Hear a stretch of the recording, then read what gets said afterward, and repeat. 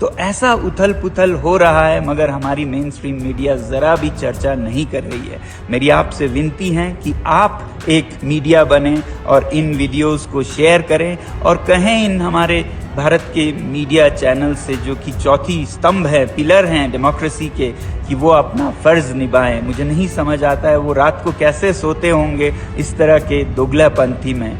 मुझे उम्मीद है कि आप सब लद्दाख का समर्थन करेंगे, भारत की सीमा की सुरक्षा का समर्थन करेंगे, क्योंकि लद्दाख के संरक्षण में ही भारत की सुरक्षा है। नमस्कार, मैं रवीश कुमार। लद्दाख की खबरें क्यों गायब हैं, इस सवाल का जवाब जानने की कोशिश करेंगे तो पता चलेगा केवल लद्दाख की खबरें गायब नहीं हैं। गायब तो मणिपुर की खबरें भी हैं।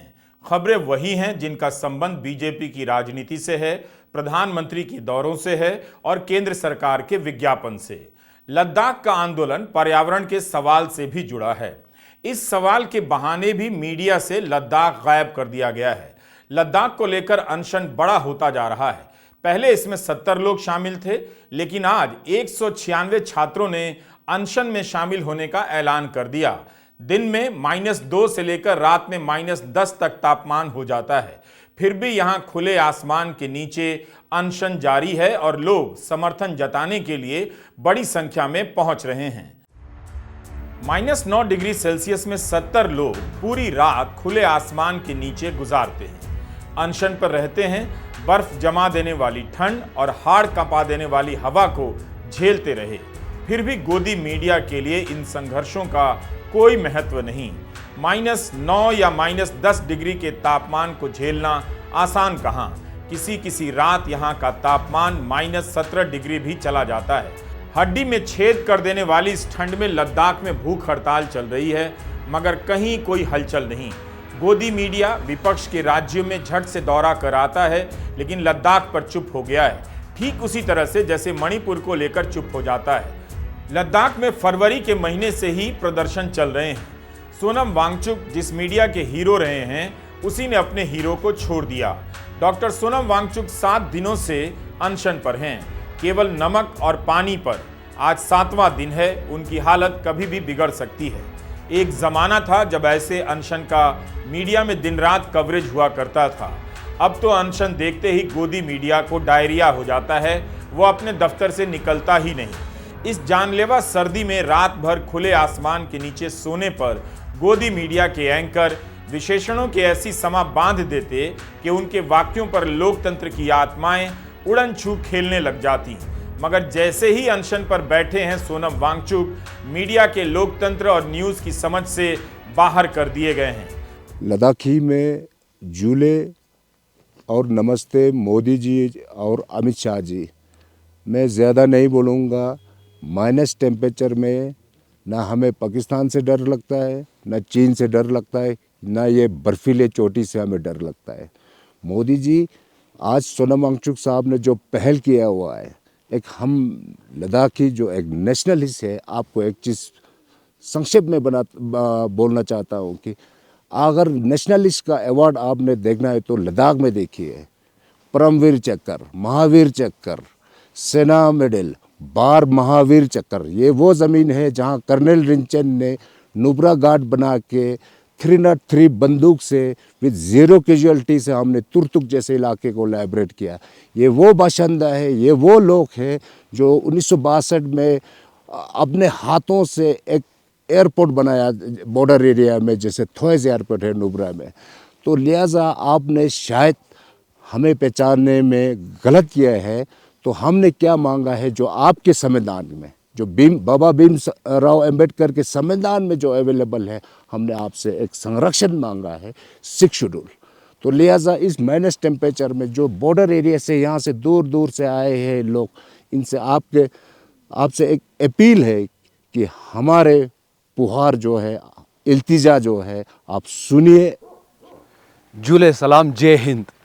हम ठीक बॉर्डर से यानी कि एलओसी से, लाइन ऑफ कंट्रोल से आए हैं, नुब्रा वैली से। सियाचिन बेल्ट और जो तुर्तुक है, ठीक पाकिस्तान के जो सीमा पर, हम यहाँ से 205 किलोमीटर सफ़र तय करके इस हंगर स्ट्राइक क्लाइमेट फास्ट में जुड़ने के लिए आए हैं। हम इसलिए आए यहाँ पे क्योंकि आज लद्दाख जो है, हमारी जो भविष्य है, हमारे फ्यूचर है, हमारे आइडेंटिटी, हमारी कल्चर, हमारे इन्वायरमेंट सब रिस्क पे है। इस लद्दाख को बचाने के लिए हमारे लद्दाख के का सोनम वांगचुक ने एक रास्ता चुना, गांधी का रास्ता चुना, नॉन वायलेंट रास्ता चुना है।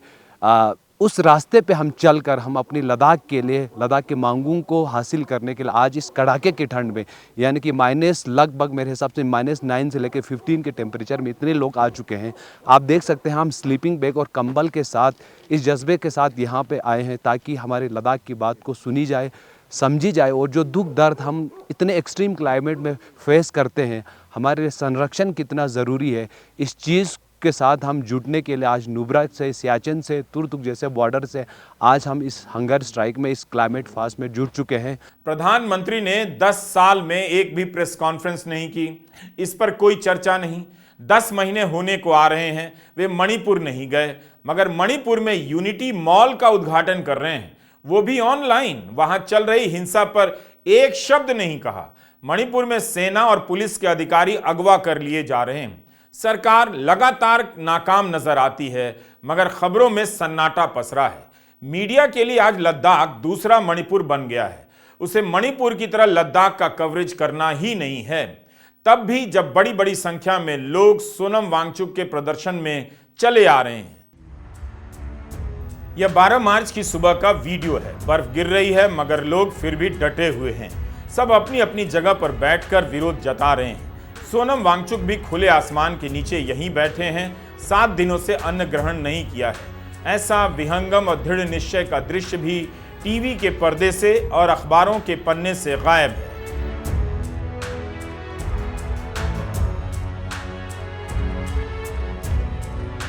बारह मार्च की सुबह का यह दूसरा वीडियो है। इस ठंड में भी बड़ी संख्या में छात्र समर्थन देने आए हैं। ये सभी लद्दाख यूनिवर्सिटी के छात्र हैं। इनमें से 196 छात्रों ने अनशन पर बैठने का फैसला किया है। लद्दाख की परंपरा के अनुसार सभी छात्रों ने बारी बारी से खताक्स पहनाकर अनशन पर बैठे सोनम वांगचुक को सम्मानित किया। उनके सामने सफेद गमछे का ढेर लग गया है।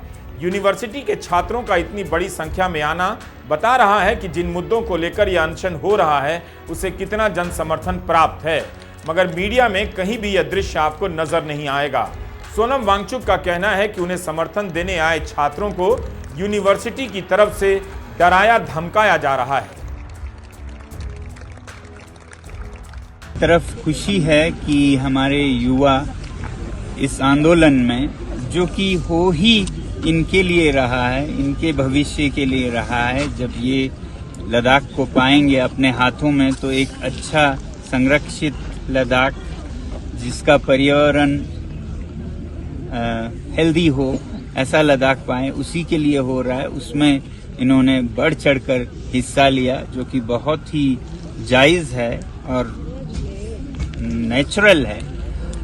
दुख है तो इस बात का दुख है कि जो यूनिवर्सिटी ऑफ लद्दाख है वो इन पर अभी जैसा कह रहे थे बहुत दबाव डाल रहे थे, और वो भी इनफॉर्मल तरीकों से कि इनको अचानक से एग्ज़ाम लिया जाएगा, इनको प्रेजेंटेशंस देना होगा। ये तरीके अच्छे नहीं हैं। एक यूनिवर्सिटी में हर तरह के डेमोक्रेटिक प्रिंसिपल्स का अनुभव देना भी ज़रूरी है। अगर वो भाग ले रहे हैं तो कोई गैर कानूनी काम नहीं कर रहे हैं, कोई वो संविधान को तोड़ने की बात नहीं कर रहे हैं, बल्कि संविधान को लागू करने की बात कर रहे हैं। संविधान के जो अनुच्छेद हैं 6वां शेड्यूल, उसका लागू करने की बात कर रहे हैं। सरकार ने जो वादा किया है उसको याद दिलाने की बात कर रहे हैं। इतने क्यों डरे हुए हैं कि आपका वादा याद दिलाने पे ही आप इतने सहम जाते हैं? अब इतने शांतिपूर्ण तरीके से ये विद्यार्थी, ये स्टूडेंट्स आ रहे हैं, उसमें आप इस तरह के हथकंडे अपनाएंगे तो आप अशांति के बीज बो रहे हैं। फिर जब ये मजबूर हो जाएंगे तो कुछ भी हो सकता है। ऐसा न करें, मैं कहूँगा ऐसा न करें जैसा अंग्रेज भारत के साथ करते थे कि वो दबाव डाल के उनका एक्सप्रेशन बंद कर देते थे, घोंट देते थे उनके जबान को। ऐसा न करें जो चीन तिब्बत में कर रहा है या पाकिस्तान बांग्लादेश में करता था आज़ाद होने से पहले। तो ये तरीके कभी कामयाब नहीं होते हैं, बल्कि इससे और शक्ति मिलती है विद्रोह की लोगों में। तो हम चाहते हैं शांति से, बातचीत से, भाईचारे से, प्यार से सरकार के साथ बात हो और इस तरह सुलझाया जाए कि बाद में हमें पछताना ना पड़े कि रिश्ते टूट गए। रहीम कहते हैं, रहीमन दागा प्रेम का ना तोड़ो पिचकाए, टूटे फिर ना जुड़े जुड़े गांठ पड़ जाए। तो इस तरह के काम करके आप वो प्रेम का धागा ही तोड़ देंगे और उसके बाद फिर जुड़ेगा नहीं, और जुड़े तो फिर गांठ पड़ जाएंगे।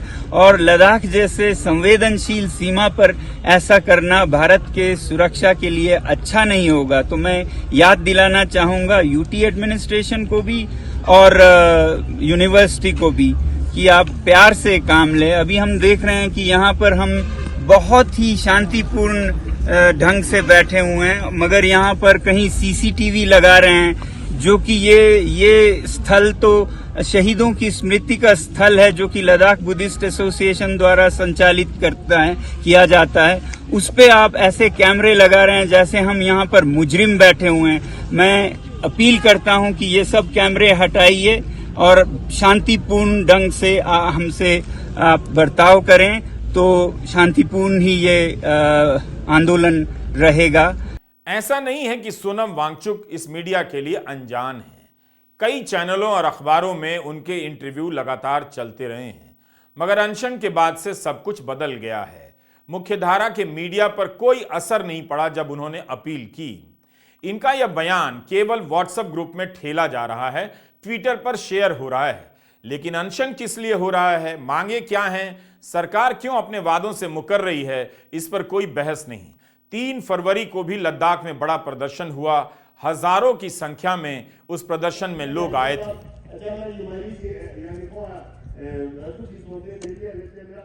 यह 6 मार्च का वीडियो है, जिस दिन सोनम वांगचुक ने अनशन का ऐलान किया था। इस अनशन का समर्थन करने आए लोगों की मौजूदगी आप खुद भी देख सकते हैं। इतने ही लोग अगर प्रधानमंत्री मोदी की सभा में यहां आ गए होते तो उनकी लोकप्रियता दिखाने के लिए गोदी मीडिया दिन रात इसे शेयर करता और चैनलों पर दिखाया जाता।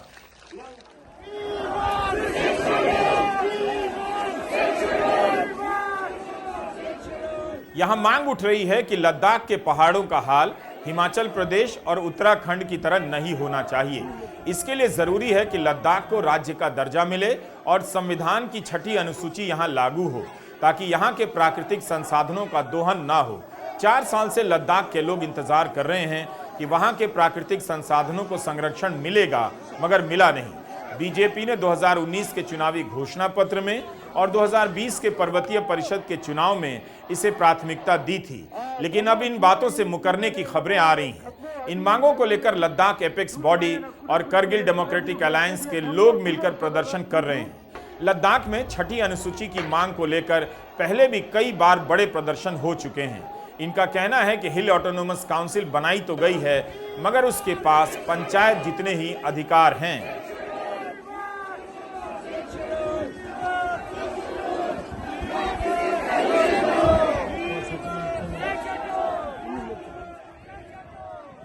पहला हमारा डिमांड स्टेटहुड फॉर लद्दाख और दूसरा ले करगिल के लिए 6 शेड्यूल में सेफ गार्ड की बात।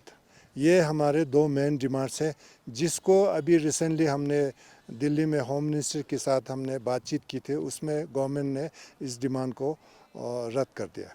ये इसलिए ज़रूरी है क्योंकि यहाँ के जो लोगों के टिपिकल डिमांड्स है, यहाँ लद्दाख में 97% लोग शेड्यूल ट्राइब हैं और यहाँ का कल्चर, यहाँ का लैंग्वेज सब कुछ मेन स्ट्रीम से बहुत डिफरेंट है। और हमारे जैसे शेड्यूल ट्राइब लोगों के प्रोटेक्शन के लिए, उनके सेफ गार्ड के लिए हमारे कॉन्स्टिट्यूशन में 6 शेड्यूल एक प्रावधान है। तो इसलिए हम 6 शेड्यूल चाहते हैं और 6 शेड्यूल के ज़रिए से हम लद्दाख के कल्चर को, यहाँ के इकोलॉजी को, यहाँ के एम्प्लॉयमेंट को, यहाँ के लैंड को सेफ गार्ड करना चाहते हैं। अभी हम सोचते हैं गवर्नमेंट ने अभी इसको हमारे डिमांड को रिजेक्ट किया है, लेकिन हमारा स्ट्रगल, हम बहुत लंबे समय के स्ट्रगल के लिए हम लोग तैयार हैं।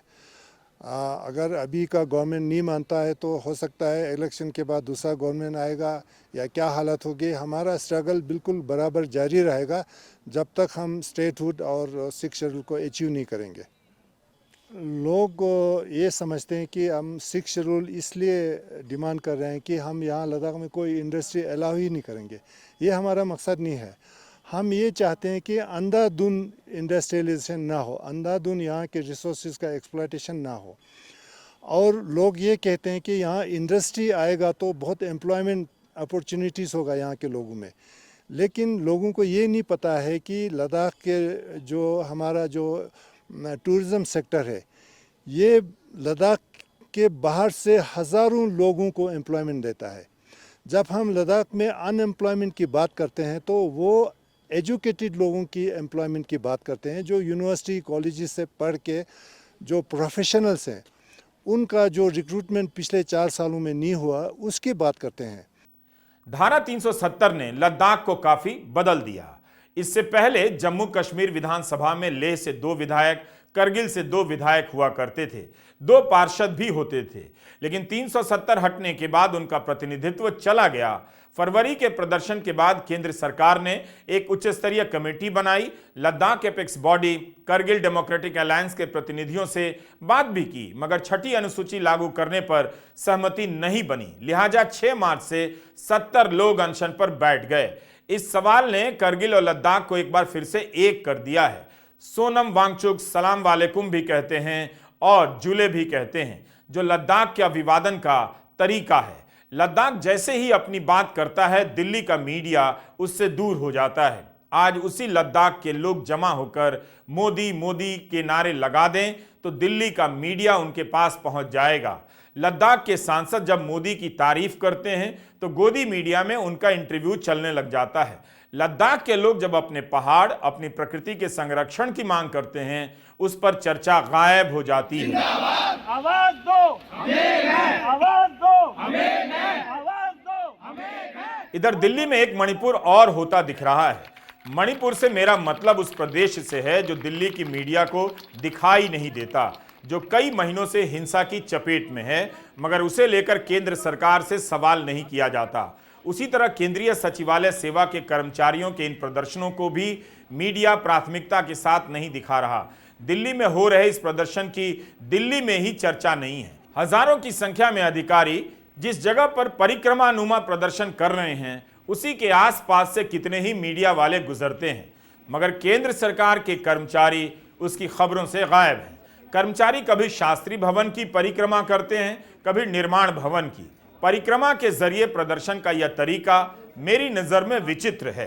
नागरिकों के भीतर जब लोकतांत्रिकता का बोध समाप्त हो जाता है, कमजोर पड़ जाता है, कंफ्यूज हो जाता है, वह प्रदर्शन को भी भजन में बदल देता है। यह स्पेस बचाने का तरीका नहीं है, बल्कि प्रदर्शन के स्पेस को कम करने का आंदोलन लगता है।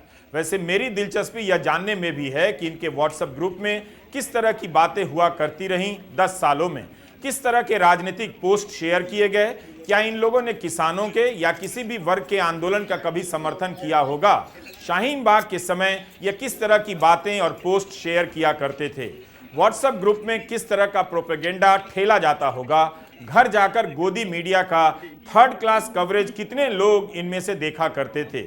इतना जानते ही मैं जान जाऊंगा कि इनका प्रदर्शन परिक्रमा करके क्यों हो रहा है। प्रदर्शन किया जाता है अपने भीतर के डर को खत्म करने के लिए। यहां एक डर के साथ प्रदर्शन होता नजर आ रहा है।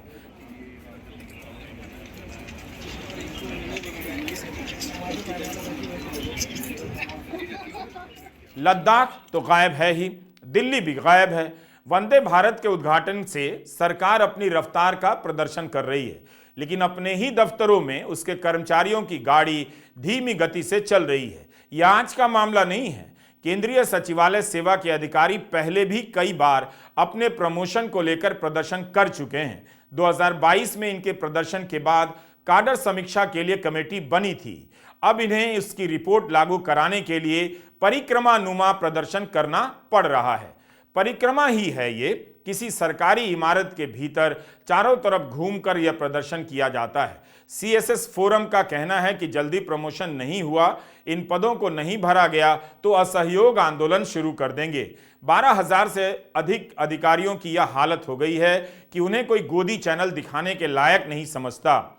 इनकी शिकायत है कि 2600 पद खाली पड़े हैं और प्रमोशन नहीं दिया जा रहा। कई विभागों ने 2022 में अपनी जरूरत 1 साल पहले ही भेज दी ताकि समय से प्रमोशन हो जाए, उसके बाद भी प्रमोशन नहीं हुआ। इन्हें भी आरटीआई से जानकारी लेनी पड़ती है कि 2500 पद खाली हैं, उन पर प्रमोशन हो सकते हैं। यह केवल 20 विभागों की संख्या है। अगर सारे विभागों का हाल देख लिया जाए तो यह संख्या बहुत अधिक हो सकती है। केंद्रीय सचिवालय के कर्मचारियों को अंडर सेक्रेटरी से डिप्टी सेक्रेटरी बनने में 13 साल लग जा रहे हैं। इस समय 1200 डिप्टी सेक्रेटरी ऐसे हैं जिन्हें प्रमोशन का इंतजार है और इसी इंतजार में रिटायर हो जा रहे हैं। आखिर सरकार प्रमोशन क्यों नहीं दे रही है? क्या पैसा बचाना चाहती है? कायदे से यह पहले पन्ने की खबर नहीं होनी चाहिए कि प्रधानमंत्री गवर्नेंस की बात करते हैं और इसी दिल्ली में उनकी ही सरकार के मंत्रालयों के भीतर गवर्नेंस की यह हालत है। लद्दाख में सोनम वांगचुक के अनशन की तुलना आप केंद्रीय सचिवालय के कर्मचारियों की परिक्रमा प्रदर्शन से बिल्कुल नहीं कर सकते, क्योंकि दोनों ही प्रदर्शनों में अपने अधिकारों की मांग को लेकर जो लोकतांत्रिक समझ है उसमें काफी अंतर है। 12,000 कर्मचारियों के प्रदर्शन में नैतिक शक्ति का घोर अभाव दिखता है और 70 लोगों के प्रदर्शन में आत्मबल से लेकर नैतिक बल का प्रचंड जोर दिखता है। तभी तो कोई -9 डिग्री में भी रात गुजारता है और कोई बगल के दफ्तर की बिल्डिंग के चारों तरफ घूमकर अपनी डेस्क पर आ जाता है। रही बात मीडिया की, तो इस देश में गोदी मीडिया है और गोदी मीडिया को सरकार के खिलाफ प्रदर्शन पसंद नहीं है। या तो आप इस गोदी मीडिया से कवरेज करवा लीजिए या अपनी मांगों को लेकर प्रदर्शन कर लीजिए। दोनों अब एक साथ नहीं हो सकता। क्यों नहीं हो सकता, ये आप भारत के किसानों से जाकर पूछ लीजिए। नमस्कार, मैं रवीश कुमार।